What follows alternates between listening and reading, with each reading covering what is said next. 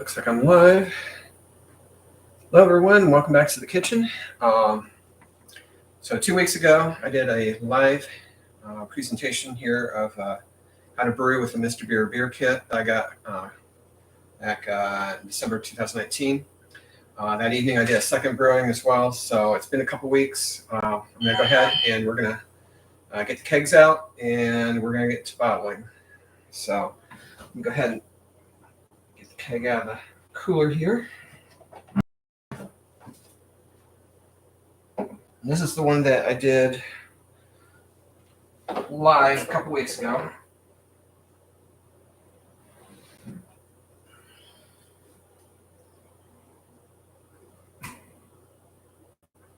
All right.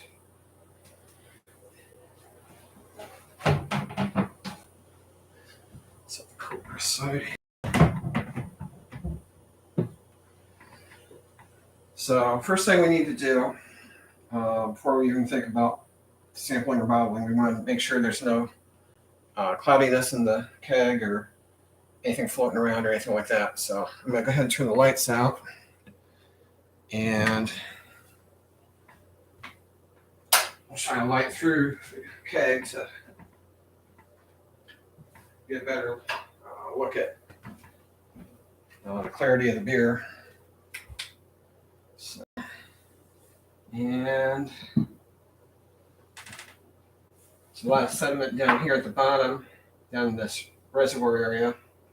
And that's basically what filters the beer out. Rather than running through an actual filter, the beer sits basically and all the sediment just goes down into that reservoir. But everything looks nice and clear. I can see these little ridges on the outside of the keg. I can see those on the other side shining the light through. So that means the beer is nice and clear and should be ready to sample. So get the lights back on here.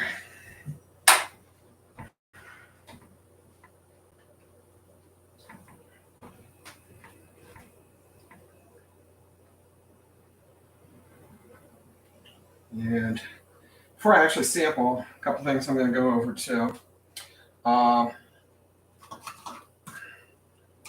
Got a couple funnels that I'm going to be using. One to pour the cleansing fluid or cleanser into the bottles. I'm going to go to sanitize the bottles. And I need to wipe these out. And then this other one is going to be for putting the sugar into the bottles when we go to do the actual bottling part. The reason for the sugar is because basically you put that in the bottle with the fermented beer.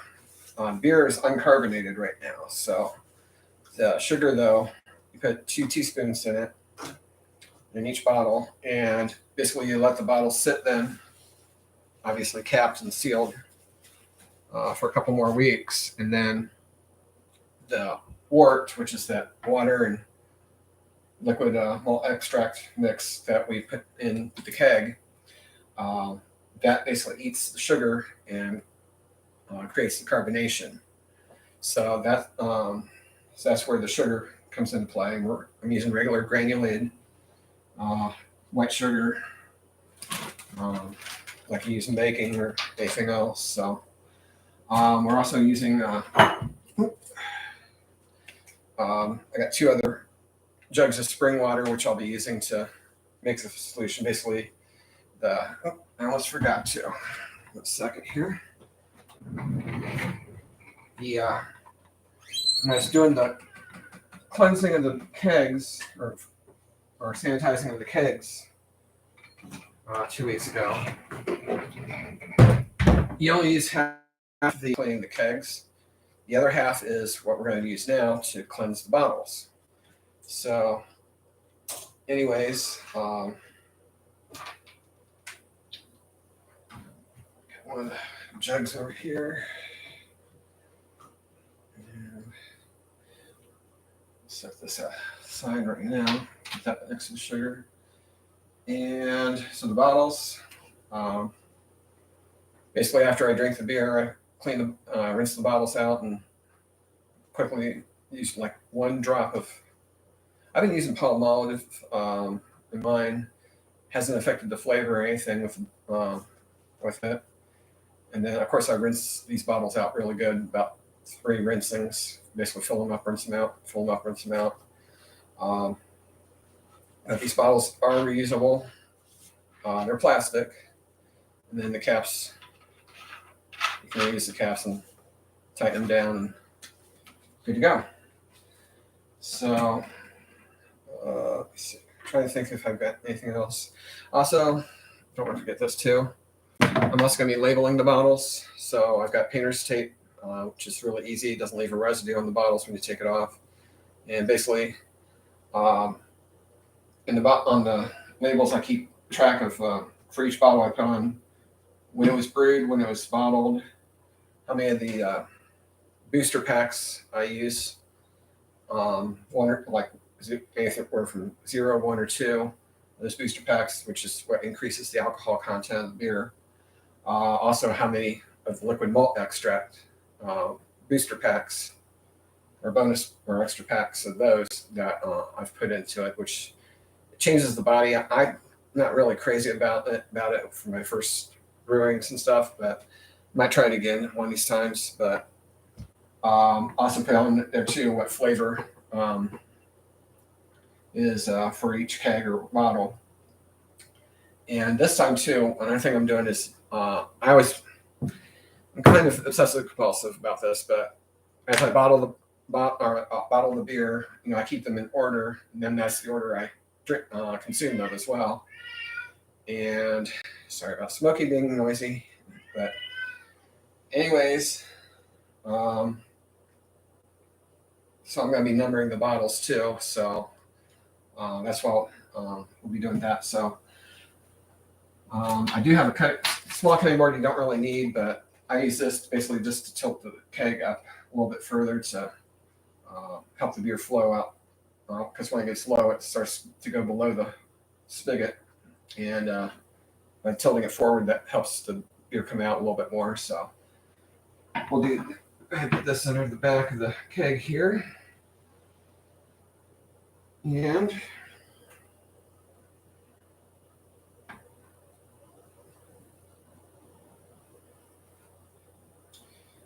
think should be ready. So I got a couple small glasses, and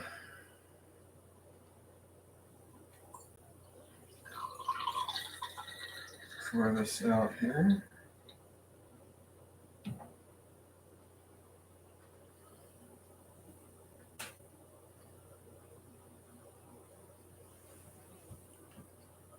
And looks pretty good. Another thing I've been doing too is I've been taking pictures with my cell phone of each sample, just to get reference of how each brew turned out.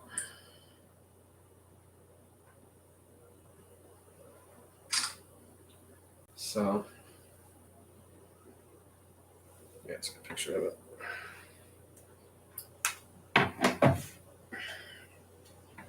So anyways, smell it. No unusual bad smells or anything. And basically it should taste like flat beer when you taste it. So yeah, no sweetness or anything either. You don't want to. Because as it's fermenting, there's a sweet smell or sweet taste it has, but basically once it's finished fermenting, that sweet smell or sweet taste should be gone. So this is definitely not a sweet taste. This is definitely tasting like flat beer. Good flavor. So definitely ready to bottle. So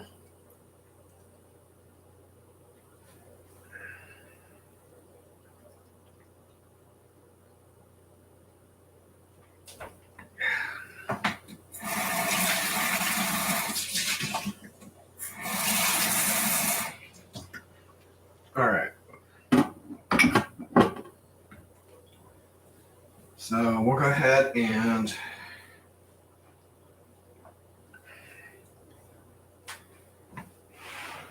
get the cleanser pack into a jug of water.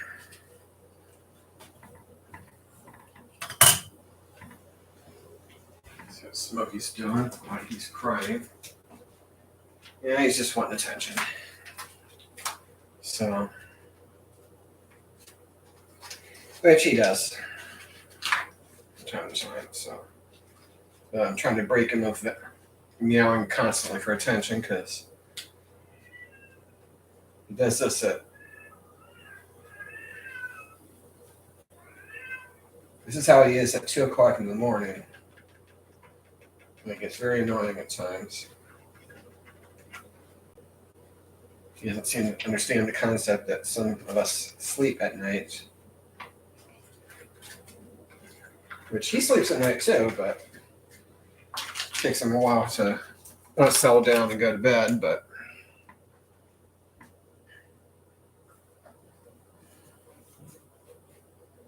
so we got the cleanser, the rest of the cleanser pack poured in here, and so now we just shake it up, get all mixed in.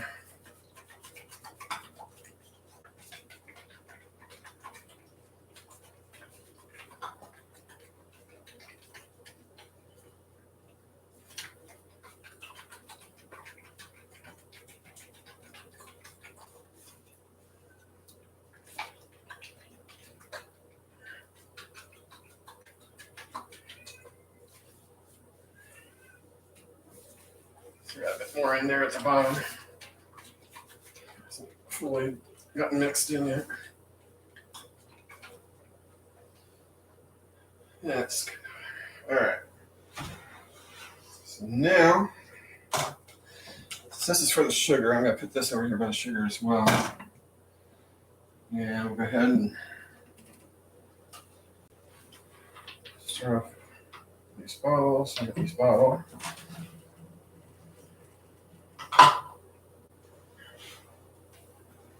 I'm going to go ahead and just sanitize all the bottles at once.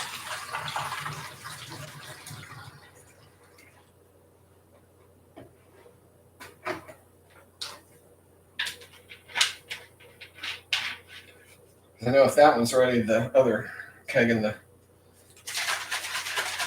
pantry closet should be ready. Normally I only have one keg going at a time, but since I had so many bottles ready to be used, I went ahead and did a second keg that evening. And with all the beer that I had bottled at the time in the fridge, that meant the pantry closet was free for the second keg to be put in there, since I don't have a second cooler or anything like that to use. But fortunately, the pantry closet, I've got the thermometer by the keg in there, and it's stayed steady at 70 degrees, even when in evenings when I've had the oven running. So same with the cooler. I've got my own another thermometer that I've been using just for doing my brewing, and that has stayed steady at about 69, 70 degrees. So when you're doing the fermenting, you want to keep the keg at 68 to 76 degrees Fahrenheit.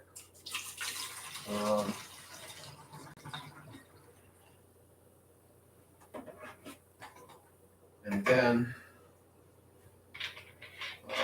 same thing when you put the sugar in and then put the beer into the brewing. A couple drops came out of the spigot. I'll have to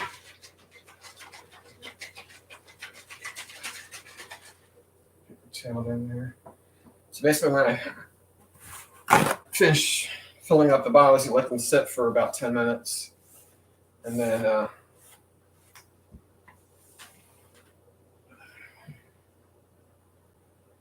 they should be good to go.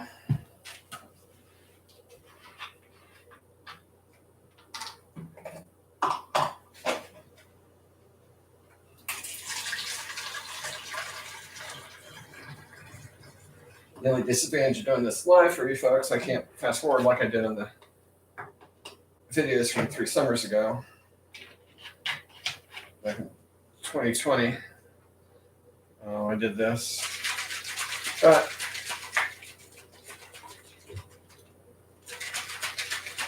oh well. So good opportunity to go this or do this live to show how easy it is. So back when I was in college, it was summer of '95. My best friend from college, he did beer brewing, and he had all kinds of fancy equipment and everything. And there's a 5-gallon bucket with a spigot and hoses and all this and that. And granted, yeah, once you get the hang of doing it that way, yeah, it's all good and everything. The only problem with that is, you got a lot of equipment to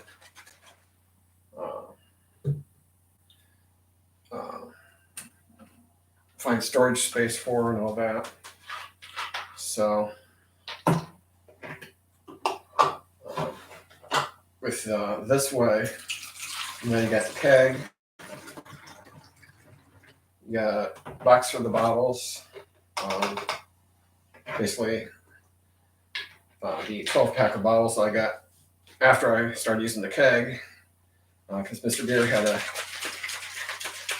special one time when I ordered some refills, and they shipped me the second keg and also another 12-pack of bottles. So, or actually, no, I got this second, or the one 12-pack of bottles to begin with, and they sent me another keg, and one of the orders, it was another keg and another 12-pack of bottles. So I actually got 12 bottles upstairs that are boxed up that I've never actually used. I've opened them up to check them out, but I've never actually used them yet. I could easily use them up, but the thing is, I've got a limited amount of space in my pantry closet, and plus I don't drink a whole lot of beer at a time. Usually I have like 1 or 2 drinks on the weekends. Sometimes beer, sometimes I get in my vodka, which I love vodka too. One of my favorite drinks is just take a can of soda and I think it's like 4 shots of vodka, or about 6 ounces of vodka, which I think is 4 shots. And so basically a 12-ounce can of soda. So soda, 2 parts soda and 1 part vodka, but I've been doing that ever since college. So depending on what soda you use, it can be really tasty. So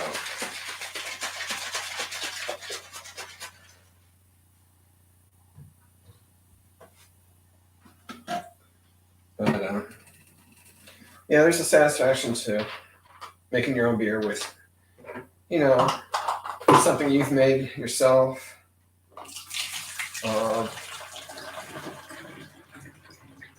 You're the one that's in control of what goes into it, because you don't have all the chemicals and stuff like commercial beer has in it. And so you know what's going into it. But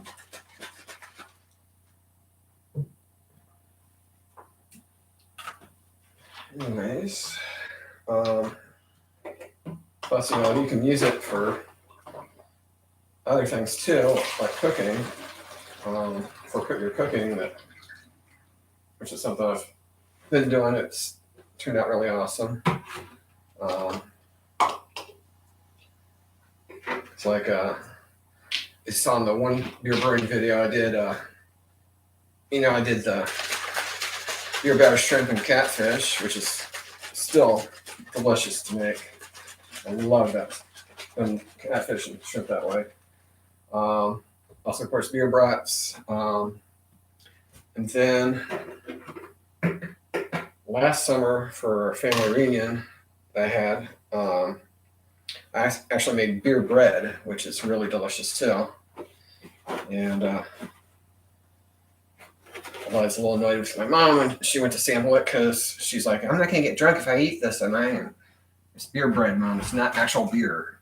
It's flavored with beer. So,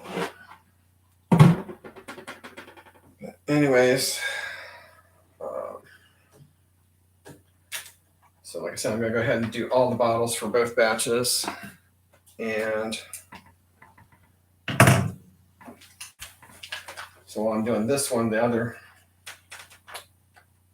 first 10 that I'll be using for the first batch or brew, those are sanitizing right now. So as I go to sanitize these others, when I finish, these will be ready to be used and we'll be able to get started on bottling. So, and so now shake up the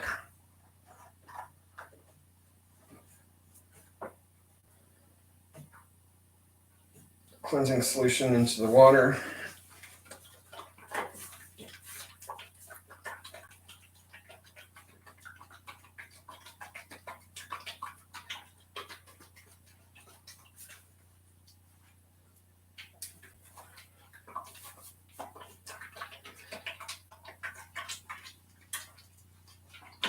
Shake it up really good.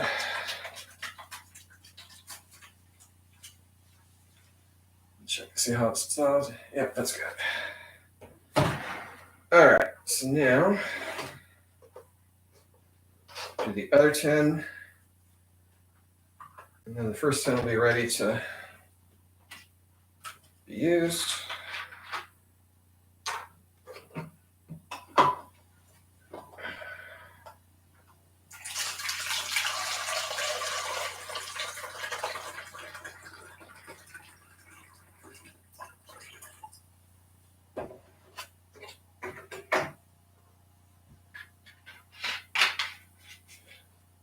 So one of the things I'm wanting to invest in too, doesn't have to do with beer, but talk about one. And the bottling, I'm wanting to get a new, I'm looking at chest freezers, Lowe's and Home Depot, to get for down in the basement. My parents have one, it's a 7 cubic foot, and it's just the right size for getting through the basement without having to take the layout apart. And I'm actually impressed 7 feet or cubic feet that how much room it has and how much it holds. But I'm just getting tired of, I've got a fridge freezer here that came with my townhouse, and it's like, when I buy stuff or frozen foods or meat or anything, it's like I'm always having to check, make sure first I have room to put it in the freezer. Whereas if I have a chest freezer downstairs, I'm going to have a lot more room for getting stuff when it's on sale. And I can store it down there and everything. And so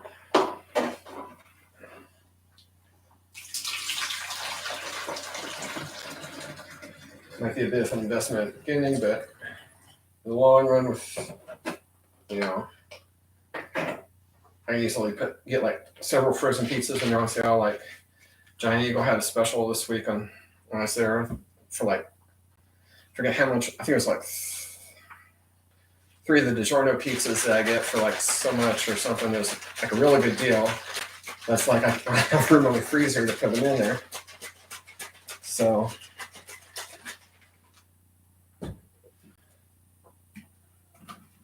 same thing with like when I get meats, because when I go up to Bucharest to get my brats and Italian sausage from Carly's, I'm always struggling to find space in the freezer to get everything in there, and everything is all crammed for a while. And have a freezer downstairs to store all the extra meat and stuff, and it could be a good investment. So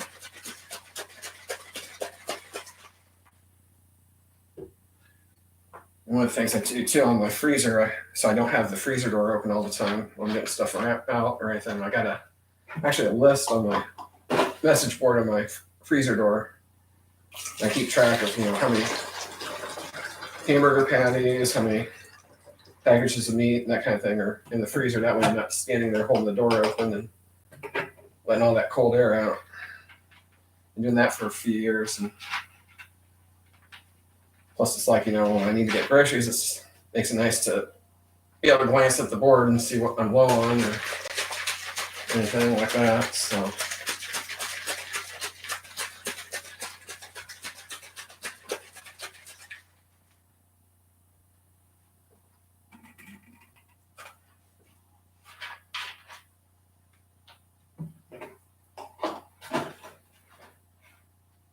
I've had this many bottles up before. It's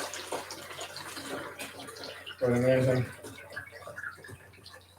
It's really cool. One time when I was bottling, the sun was coming in and made a really pretty light coming through the beer bottles.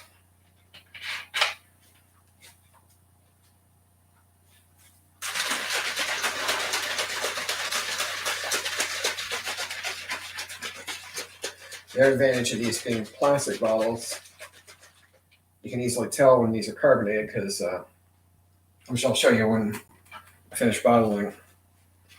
But you can tell about how carbonated it is by how much you can squeeze the bottles. Because when you first bottle them, it's really easy to squeeze the bottles, but once they're carbonated, they're literally solid.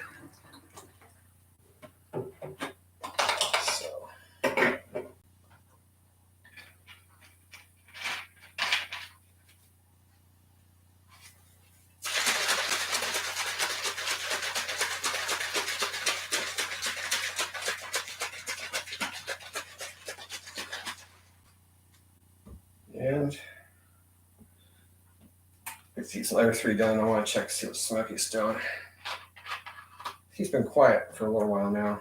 I think he finally lay down and went to sleep maybe.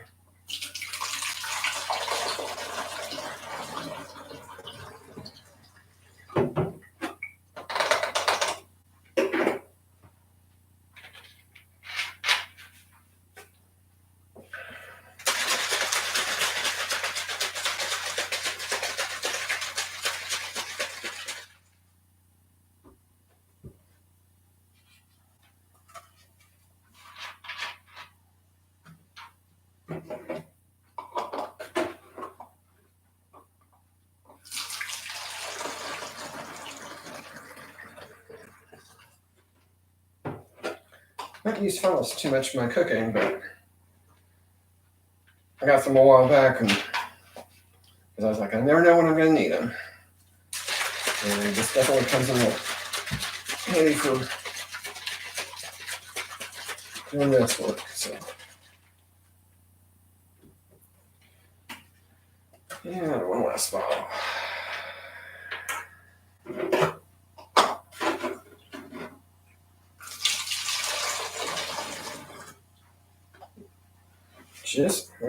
It's not halfway, but I'll do. Generally, you want to fill these up halfway to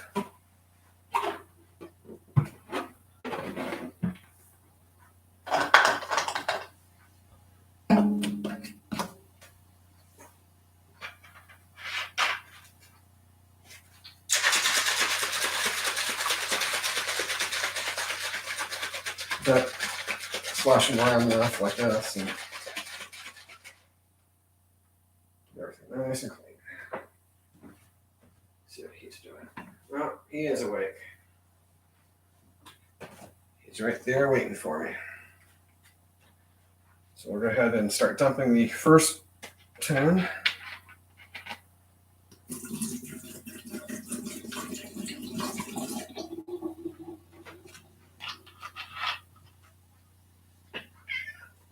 You go lie down, be good, okay?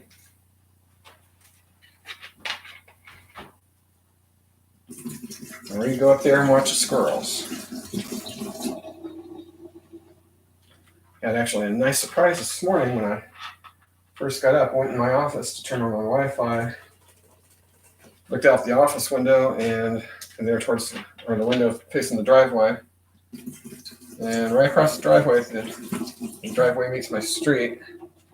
3 deer were out there, just casually wandering around. And so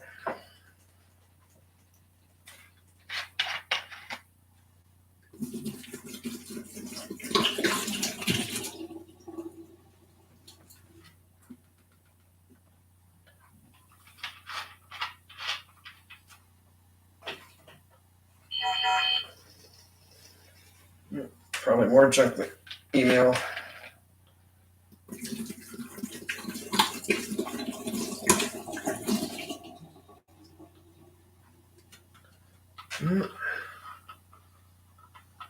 Got an offer from somebody on eBay. Oh, okay.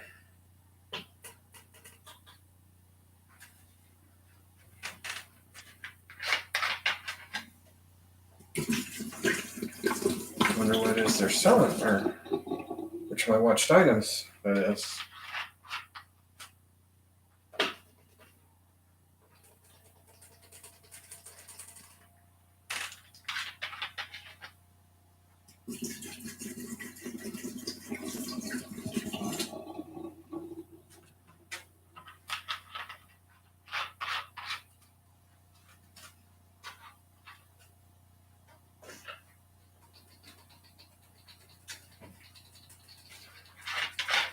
We'll dump out the first 10, and then we'll get to bottling the beer.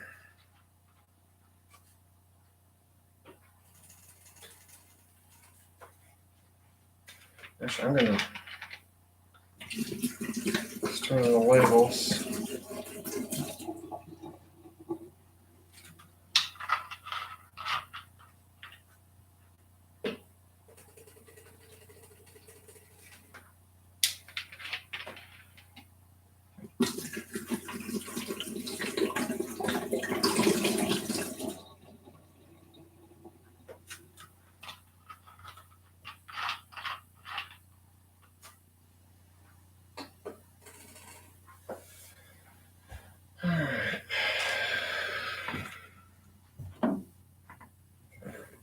Take this. There it is.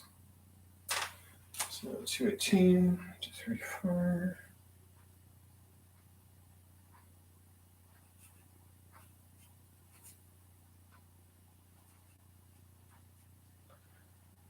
Boost your pack.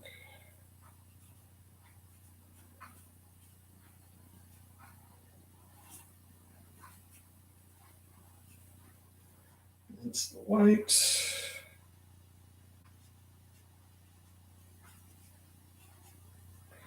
This is bottle 121. 2,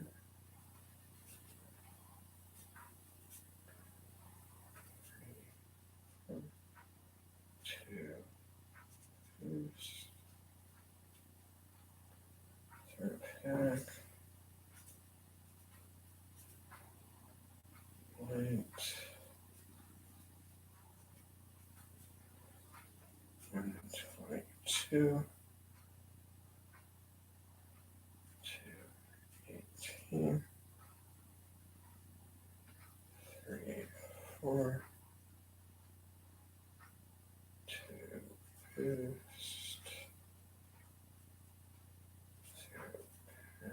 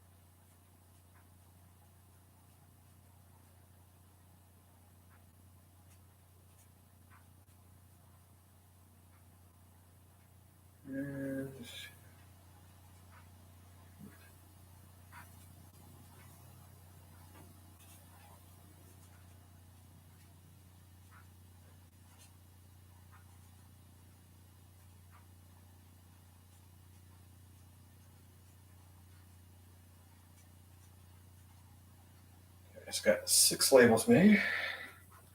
All right. So we'll go ahead.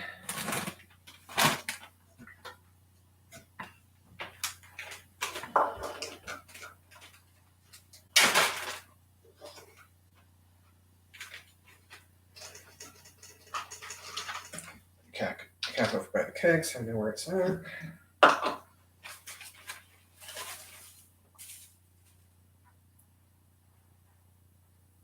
You want level teaspoons of sugar.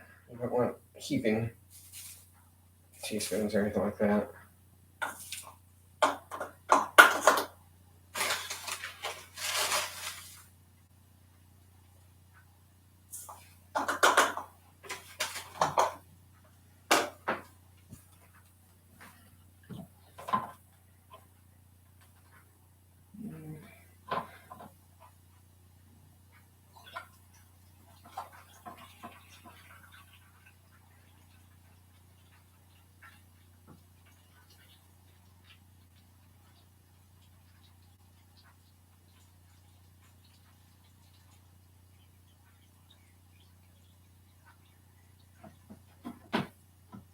Yep.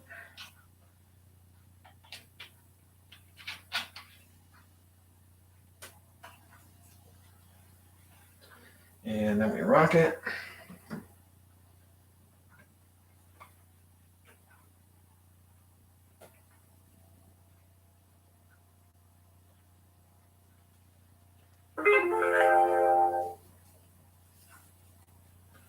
This off here.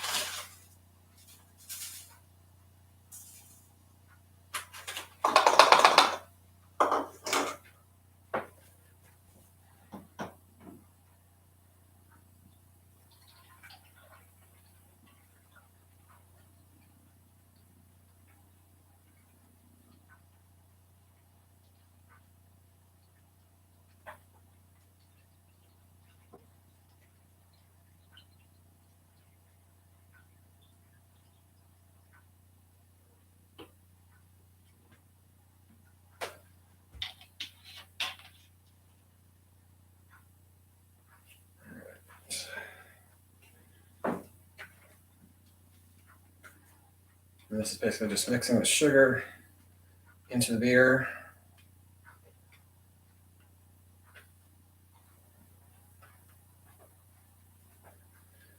Now, the newer instructions on the Mr.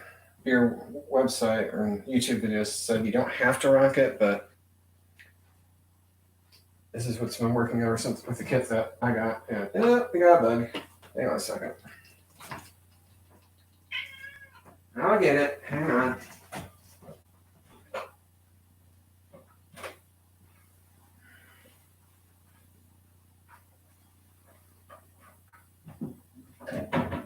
Where's it at?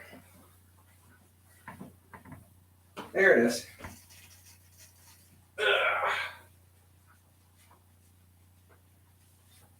It's spring already. It's still winter. That's why you got in. Thanks, buddy, for letting me know where that's at. All right. Crisis averted. Intruder eliminated. So.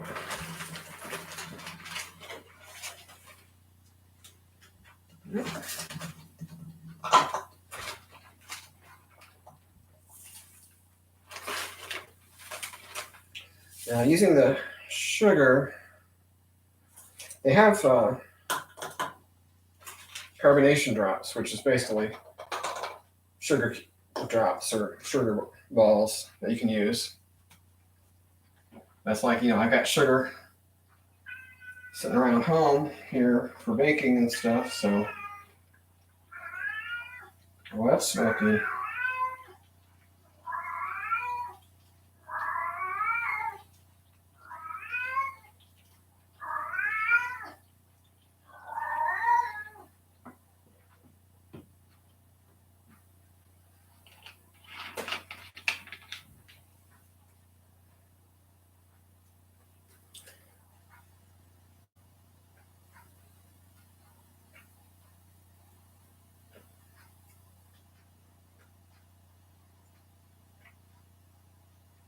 It's like if I have sugar, why bicarbonation drops, which is basically the same thing. So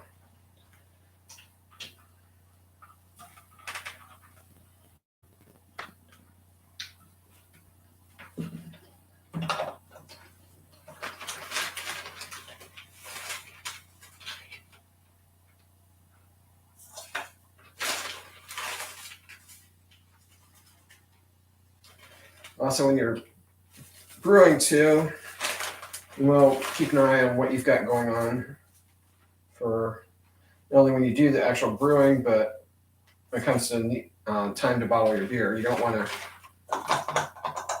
start a brew and then realize, oh, when the brew's about to need to be bottled, you got something going on that weekend, you're not going to be able to bottle it because if you leave it in the keg too long, it can go bad. I think it's like 15 days at the most is what you want to do, but I usually do 13 or 14 days. Make sure it's properly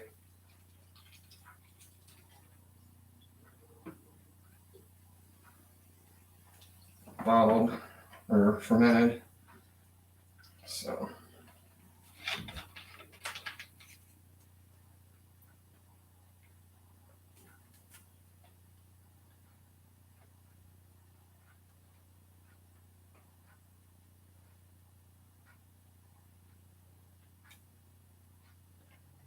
I don't think there's a set number of times you have to rock them, but I like to do 7 at a time, or 7 rocks just for good luck. So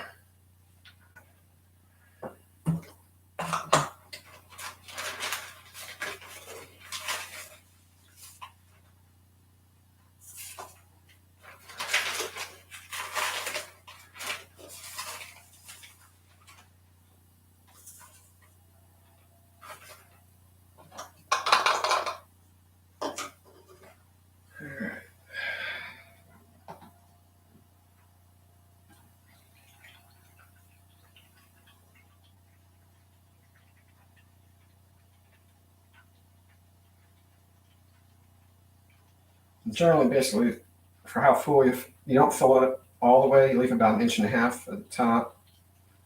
So for reference, I always use my thumb on the side so I know right where to stop filling.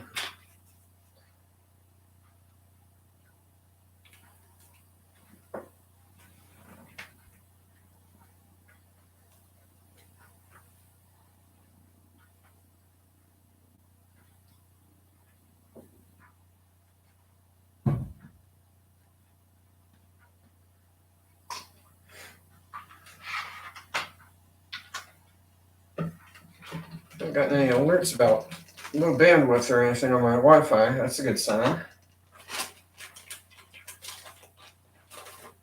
I think one of the things that's been affecting my live web broadcasts, both on here and on Facebook, is I'm down here or down in the basement. I think it's my Wi-Fi, because I have the Wi-Fi turned on my cell phone. I think they both of them get to fighting over the Wi-Fi, I think. So I've got my Wi-Fi on my phone actually turned off to try and conserve bandwidth, and I think that's helping. So normally by now I've got pop-ups popping up on my YouTube window that internet's unstable or that kind of thing. So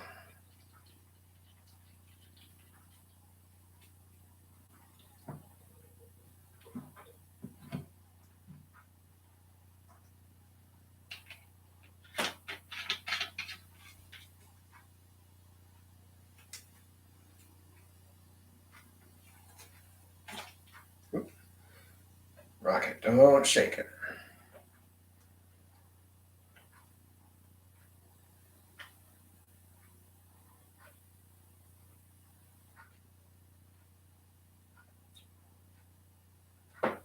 Did 8 rocks on that one. Oh well. Let's see. 6 bottles from this batch.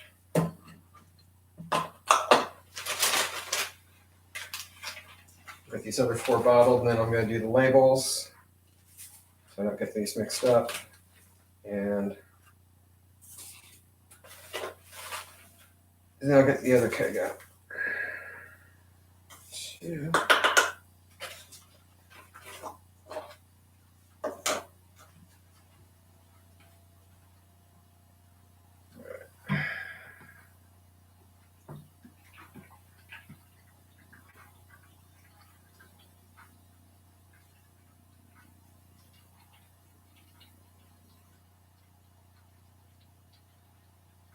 Of course, the more I bottle, the slower the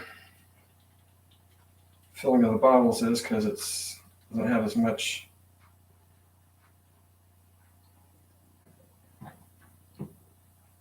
pressure, pushing the beer out through the spigot.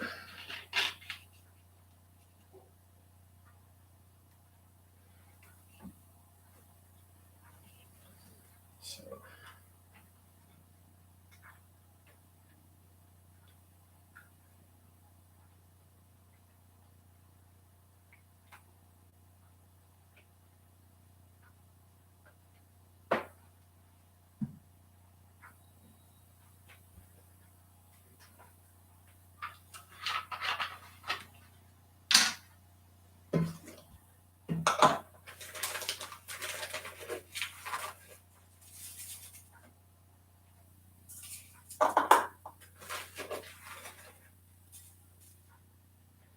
Like I said too on the previous videos, from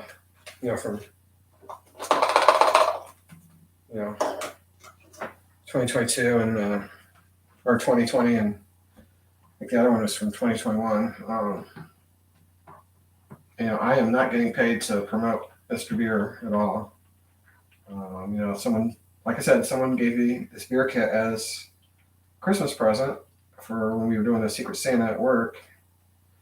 And I thought, hey, what the heck? It'll be an idea for a new video or a series of videos to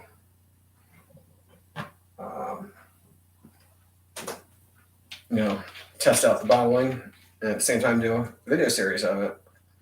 So, and that's one thing I always find helpful is when I go on YouTube and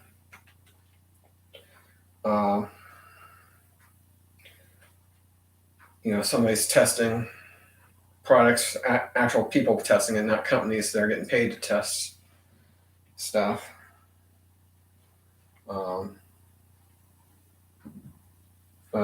Someone I know, I got a couple Grantstone skillets that I got because I was looking for new skillets, and you see all these advertisements for skillets and other cooking utensils and stuff on TV, and it's like, how many of those are actually as advertised? And I came across this one channel, someone actually tested a bunch of these skillets that they advertise on TV, and it's like, hey, that's actual review. It's not a paid endorsement or anything like that. So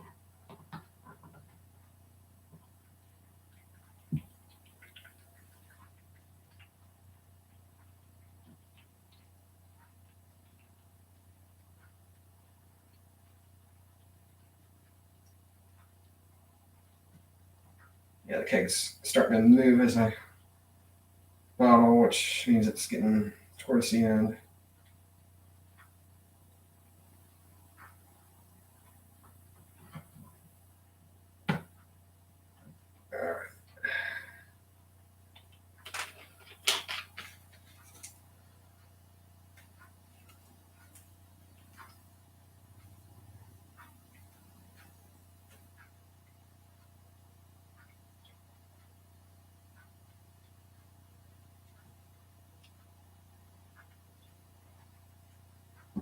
All right, one more bottle.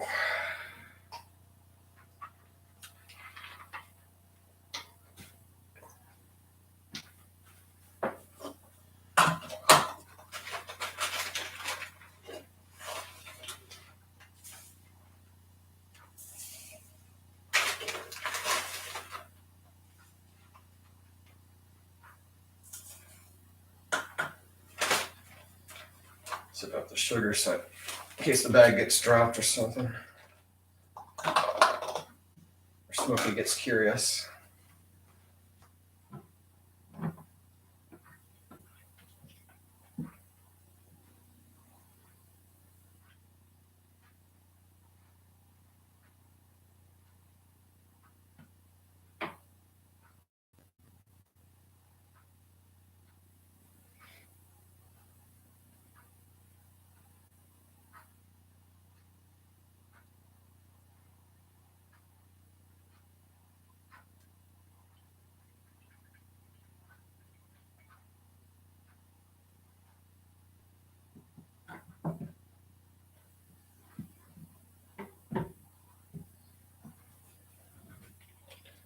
All right, it's 10 bottles.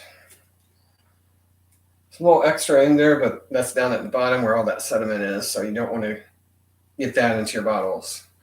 I just barely tilted the keg forward to help it, that flow with this last couple bottles, because here towards the end you could hear, I don't know if you heard it on the camera, but it was starting to gurgle as it was getting low, and the level of the beer was starting to drop below the spigot. So I just tilted a little bit forward to get that clean beer up at the top into the bottle. So that is 10 bottles of beer. Set the keg aside. And this was the cutting board. So now we'll do the labels.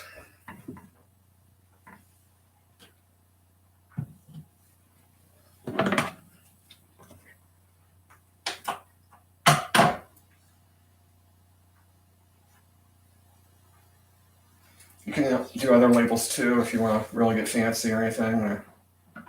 But for me, since I'm reusing these bottles over and over, painter's tape just seemed to be the perfect solution.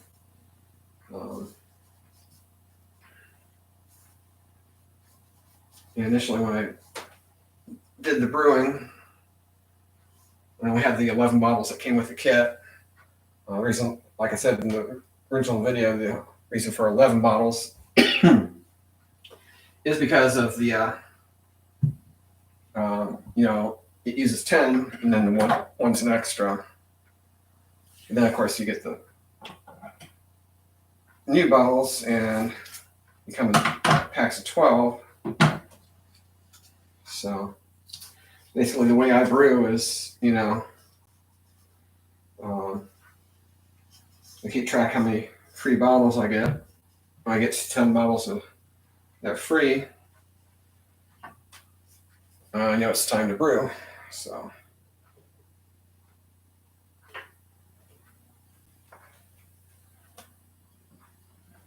And so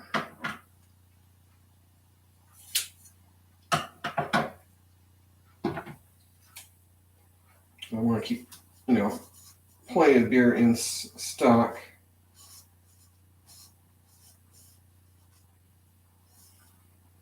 For as I need it for cook, like I said, use it for cooking, as well as for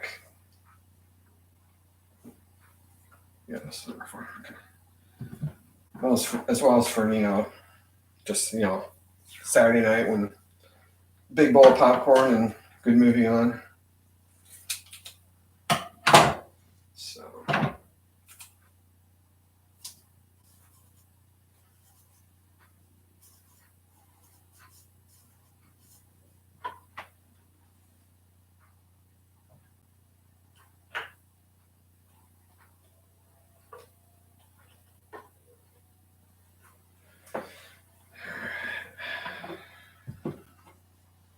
Another label, and then I'll make the other 4 for this batch.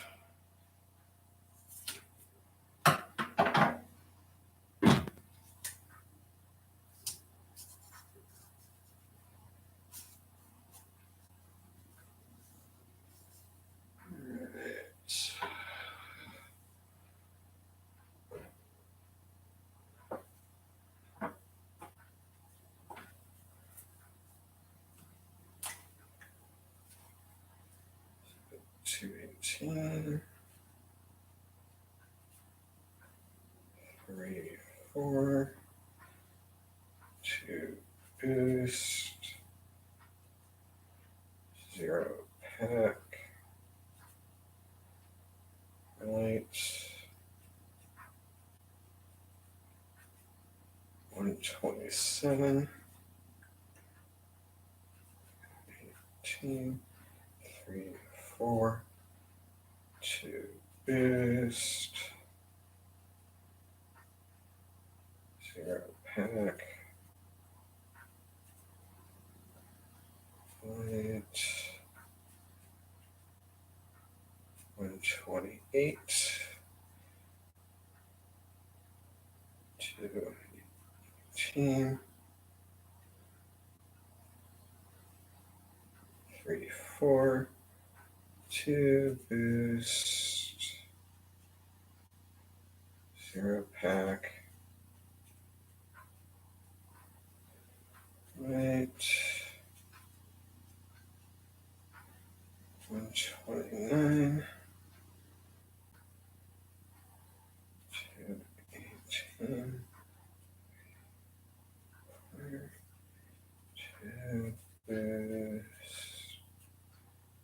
0 pack, light, 130. Okay.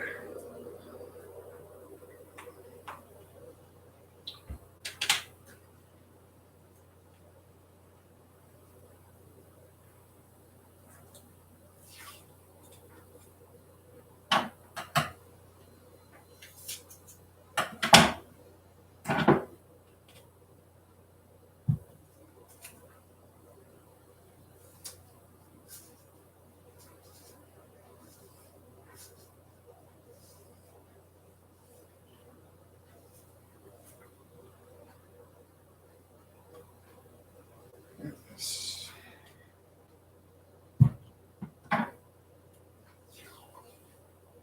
As I'm done with these labels, I'll get the other keg out.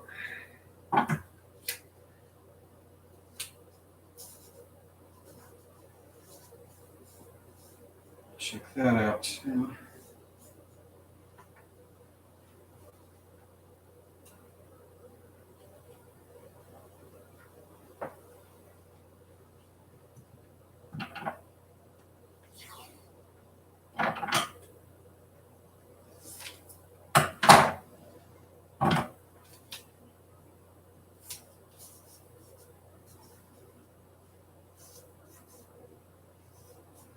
One thing I've been hoping to do is get back to the farm that friends of mine have up by West Mansfield that do the beekeeping. We wanted to do a little bit more of an in-depth look at their beekeeping operation. So Dan, Christy, if you're watching, let me know when you want me to come up. But anyways, unlike last time, I'll make sure to wear full-length jeans and so I don't have bare legs. Yeah, haven't watched that video. I was actually quite lucky that day, I think. Although I think the video proved too how docile bees can be, because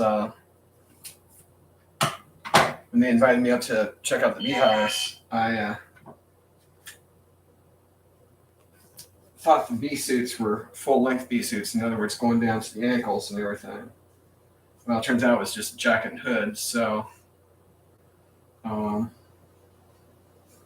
then I was like, okay, just keep calm around the bees and everything, and it should be okay.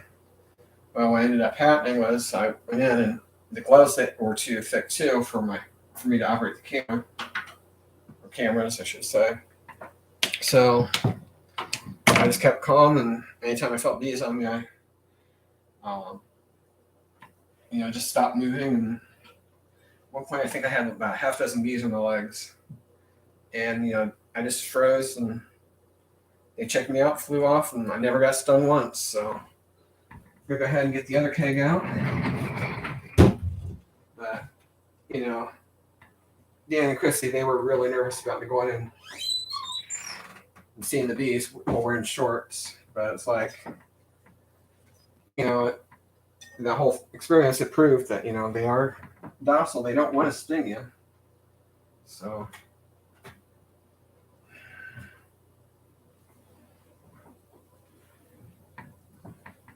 this other keg out here. This was fun to have this one in the pantry. So I did this one is late that Saturday night, and the next morning, I mean, this was from here. It's all foamed up to about here, so where you can see the reaction of the yeast with the wort and everything. So it was like really neat, like watching a science experiment or a science project or something to see that taking effect. I'm gonna go ahead and put this in the fridge or freezer where it belongs. And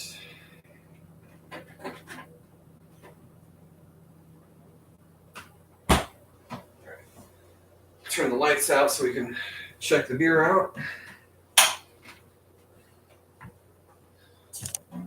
I'm thinking too, next time I do a brewing, I might just have a camera for a couple hours or so on the keg, so you'll be able to do like a time lapse of the start of the fermentation process. So, oh yeah, this is nice and clear. A lot of sediment down at the bottom, which is normal. It's nice and clear. Of course, with the brown keg, it's got a nice golden color to it. So, and there's like little pockets of bubbles up on top of the surface. So that one looks ready. Do another sample.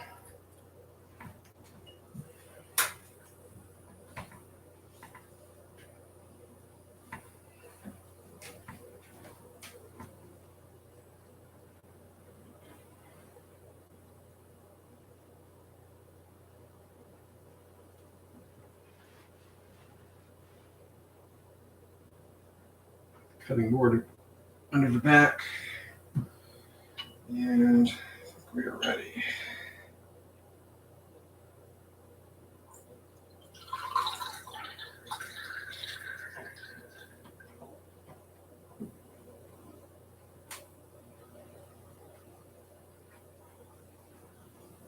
Yeah, nice golden color in this one. Ooh, that's pretty.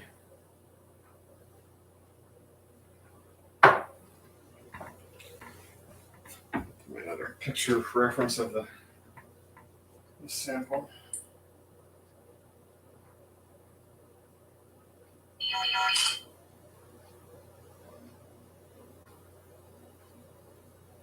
This one is a little darker. Still good, but just darker.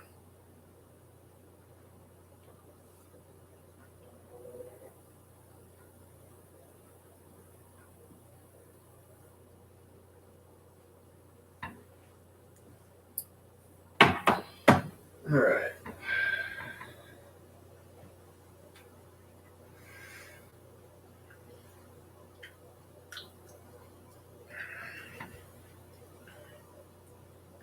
Oh, that's good.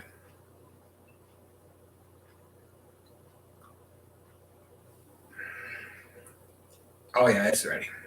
It is ready. So.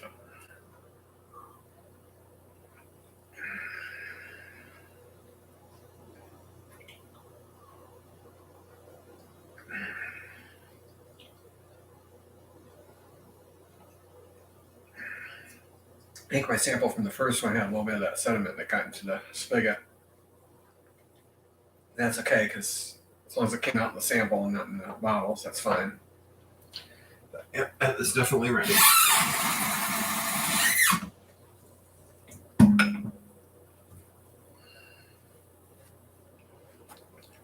So we'll go ahead and dump these bottles off.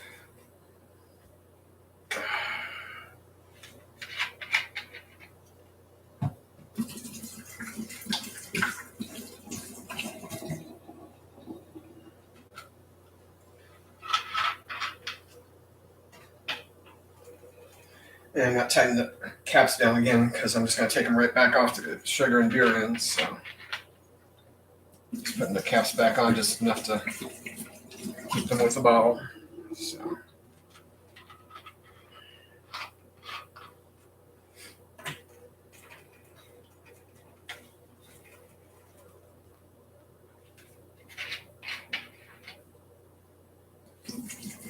So far, I have never had a bad batch of beer. I mean, obviously, flavors improved since I first started bottling my own beer or making my own beer, but I never had a batch that turned out where it wasn't drinkable or anything like that. So.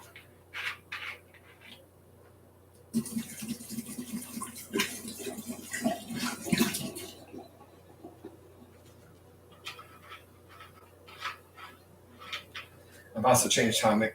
If you remember from the third video when I was doing the other two as well, so I was sampling the beer on those brews at the end of those videos. I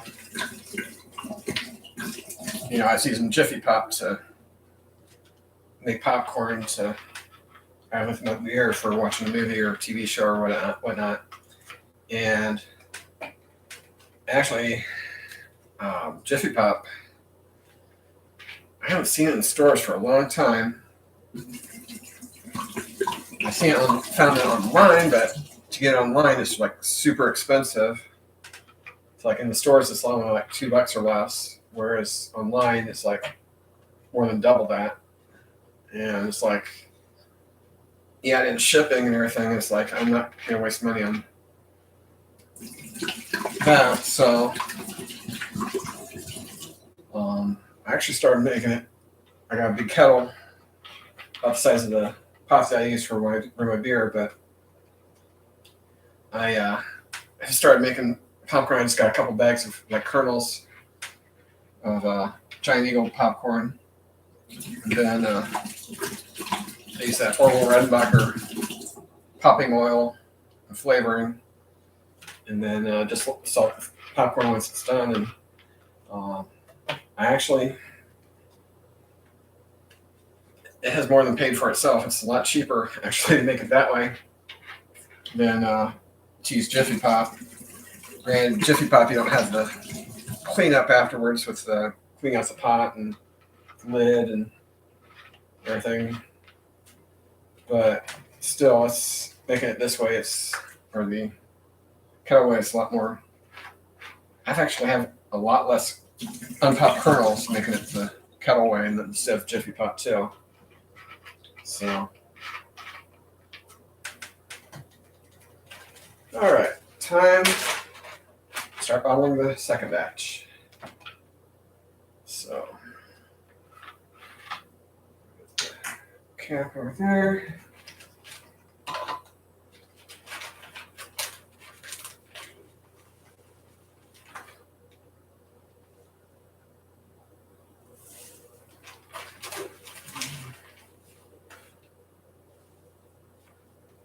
Okay, you can do a little bit more than 2 teaspoons. All the sugar doesn't get eaten up. There's usually a little bit of sugar that gets left as a residue down at the bottom. But so I don't put too much. Try not to put too much in there.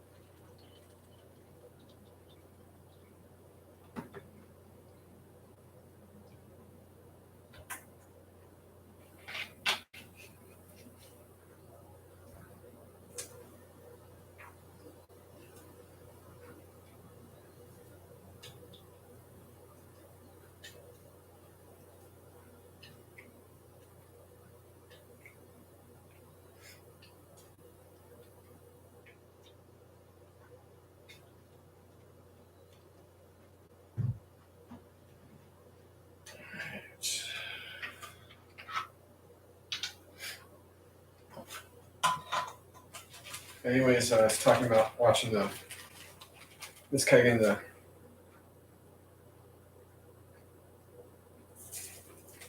pantry closet. Next time I do brewing, I might, just leave the keg out here on the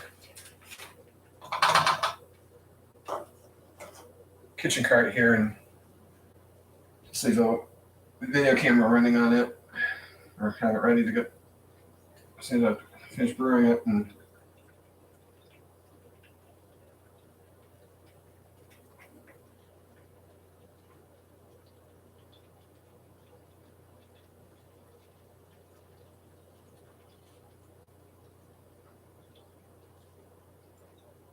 then I can speed it up to make it like a time lapse video for you all to see the fermenting, because it is really neat to see how that yeast reacts to the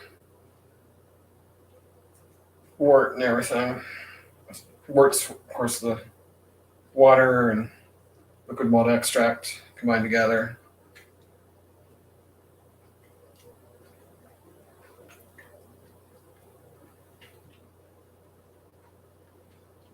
Funny thing was, every time I told my parents I'm brewing beer, my dad's like, "Does it taste any good?" And it's like, I just brewed it. It's not gonna be ready for about a month. So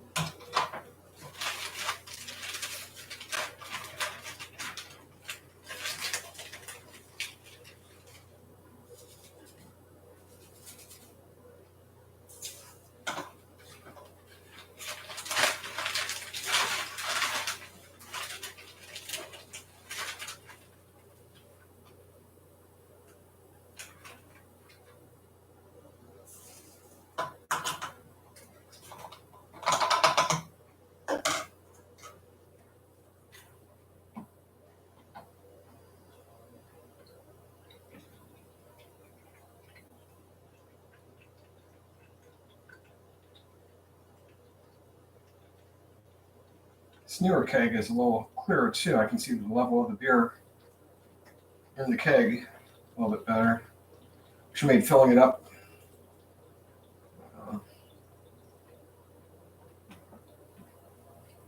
a lot easier too. So.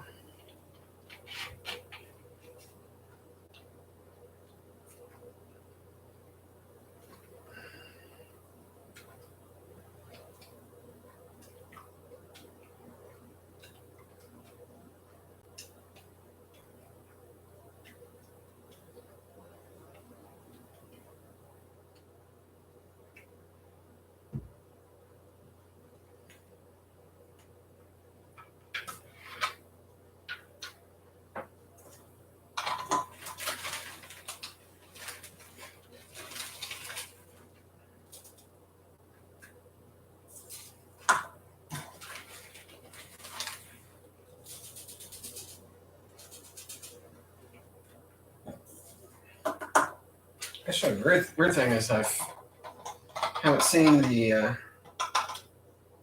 any new videos from Mr. Beer on their YouTube channel. They were doing like weekly videos about question and answer stuff that folks had. And about the brewing, and then they did some demonstrations of brewing and stuff like that on the channel. And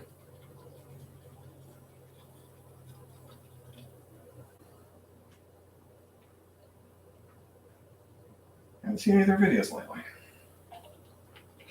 Get plenty of emails from them like every other day for sales and advertisements and everything. So no, they're still around.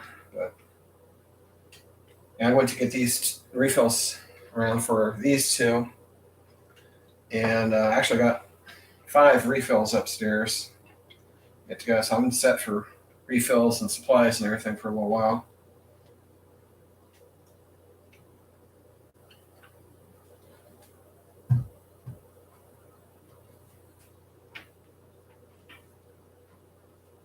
The bad thing about screwing these caps on is thumb and or joints of the hand, and it's getting a little raw.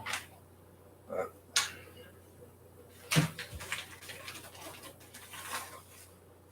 it usually goes away after a day. Oops. Funnel in there.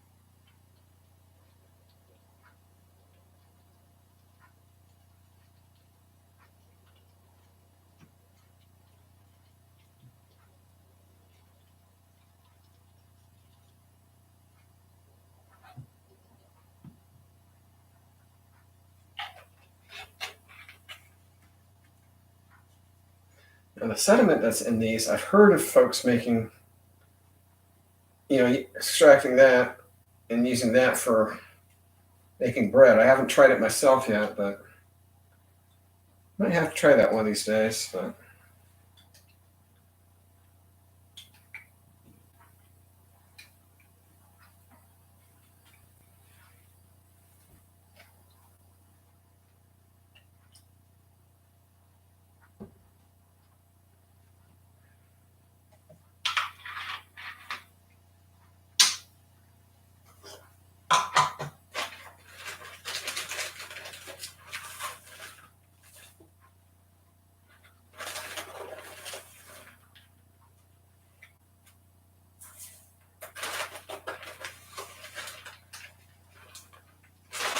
towards the end of this bag.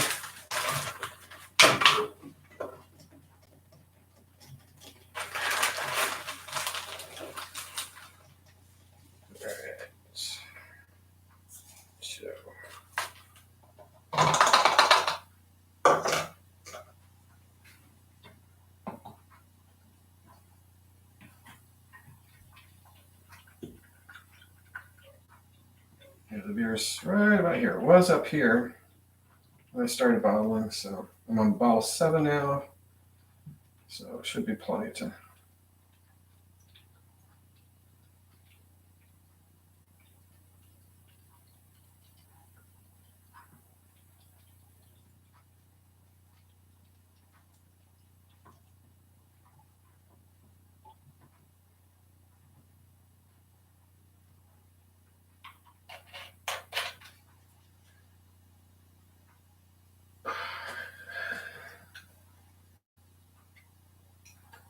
Got 3 more to bottle.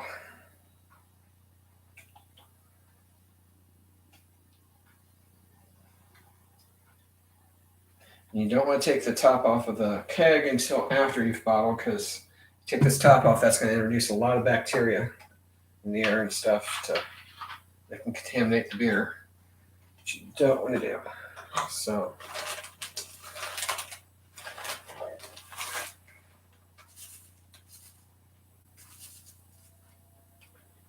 7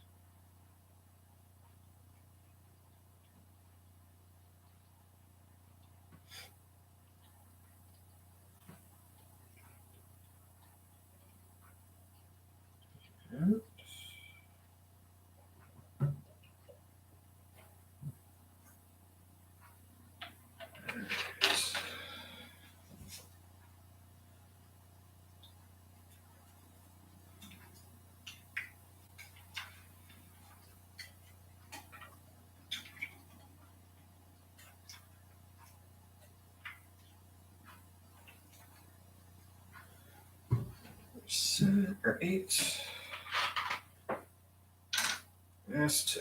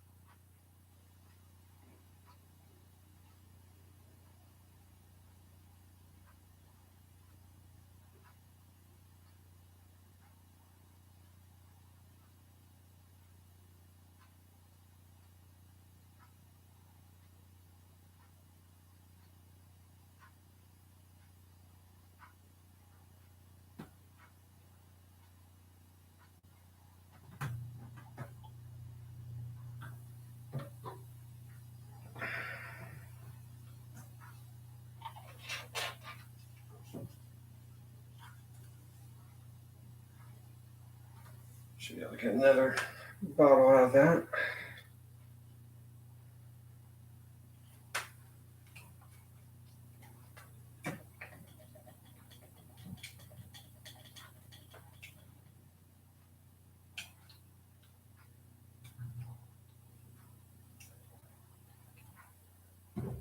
All right.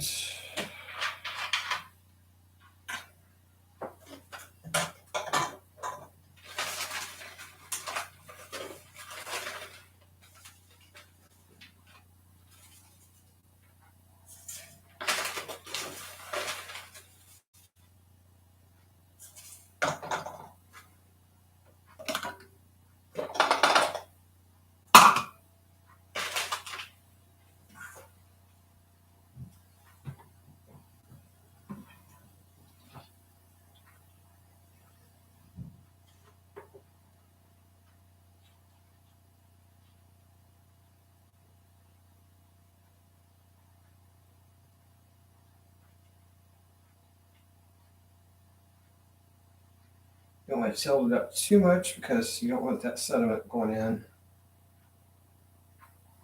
So far it's nice and clear going in.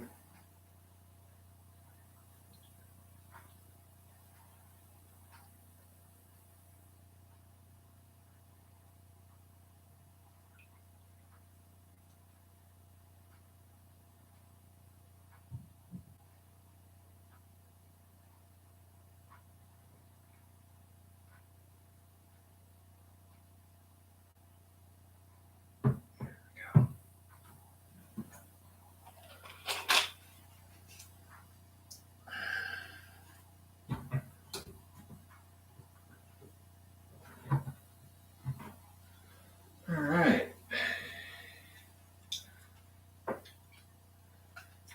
20 bottles. I like singing this song, 100 bottles of beer on the wall. 20 bottles of beer on the wall, 20 bottles of beer.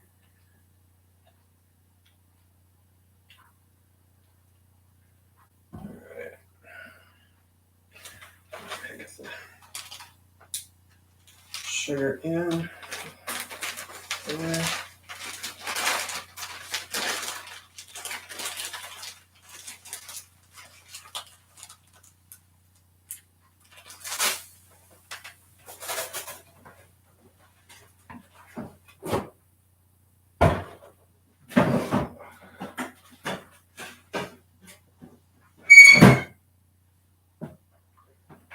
All right. Excess side.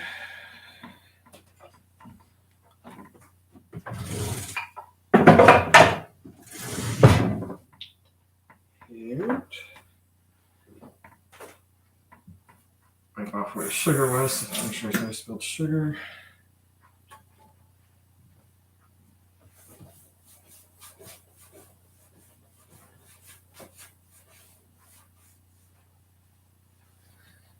And get started on the label. Labels, I should say.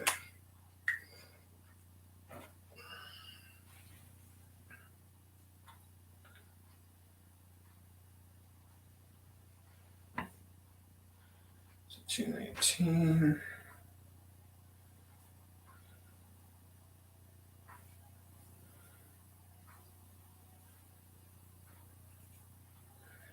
Four. 2 boost. 0 pack. Canadian blonde. 131.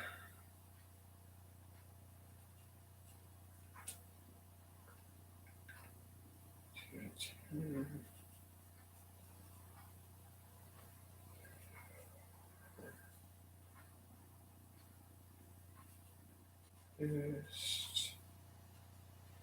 0 pack. 132. 219. 3, 4. 2 boost. 0 pack. And 133. 219. 3, 4. 2 boost. 0 packs.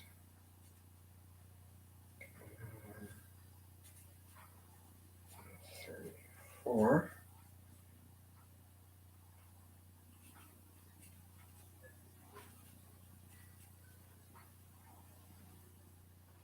330.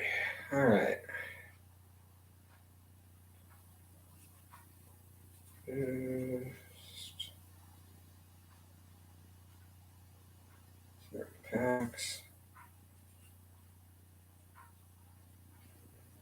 And 135.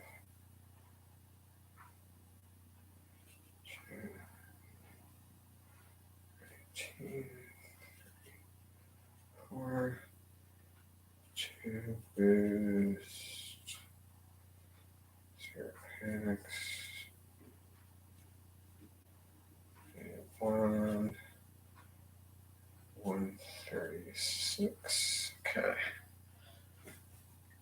Go ahead and get these started.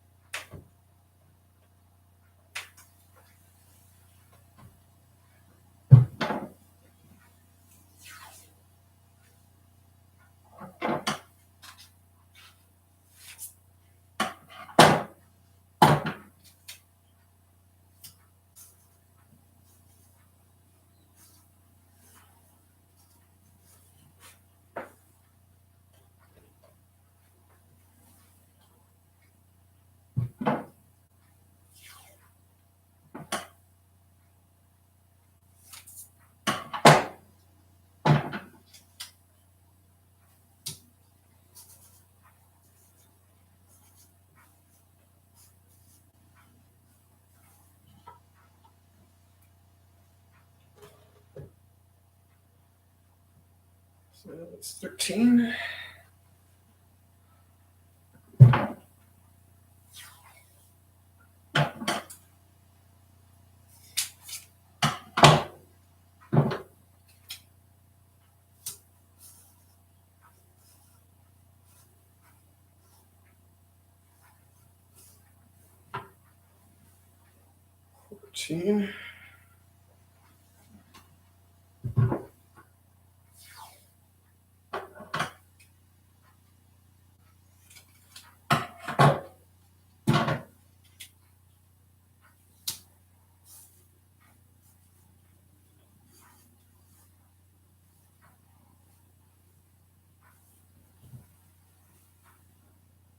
Fourteen. 15. Labels.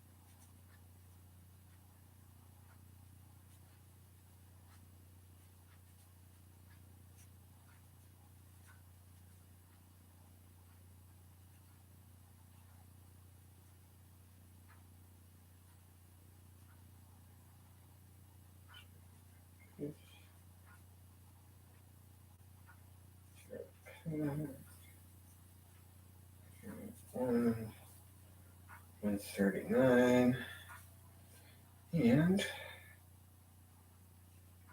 2, 3, 4, 2.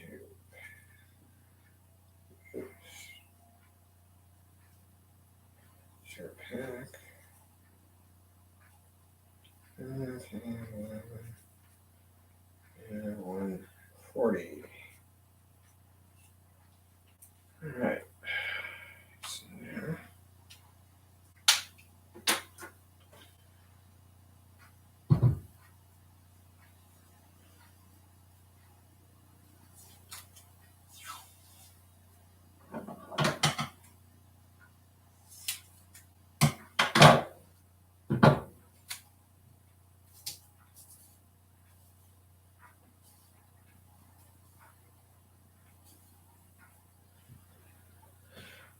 Three, 6.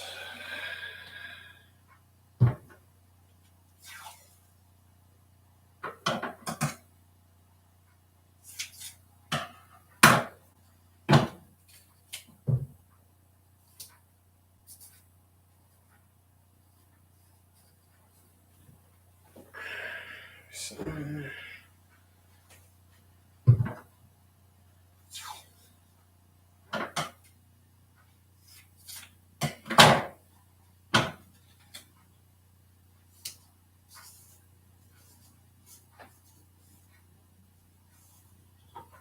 Eight.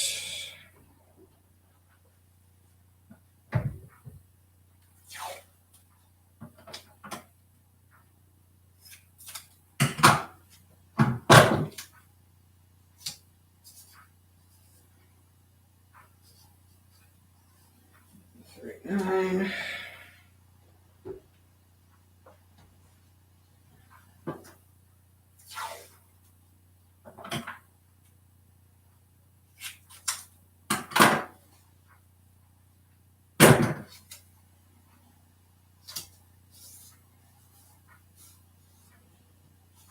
All right. 140 bottles since I started brewing 3 summers ago. So that's all 20 bottles for the 2 batches. So in a couple weeks when they're properly carbonated. Oh, one thing I wanted to show too. Get one of the bottles that's in the fridge. It's been carbonated for a while. This is from last fall, one of the last 2 bottles from my last brews. These bottles, you can easily squeeze these. They're nice and they're kind of soft, whereas the carbonated bottles are really solid. Plus, you can actually hear uncarbonated versus carbonated. So you can definitely tell when they're properly carbonated. Plus, I've noticed too, the caps kind of bulge up a little bit too when they're carbonated. So, but put this back in the fridge. So, but yeah, in a couple weeks I'll know if these are how these turn out. So, anyways, I hope you guys enjoyed this video. It's a live demonstration of how to bottle beer using the Mr. Beer kit. So we gotta clean up the kegs now. So 2 kegs to clean up this time instead of just 1, but that's okay. So really smoothly, so like always. So anyways, thanks for watching, and I'll catch you in the next video.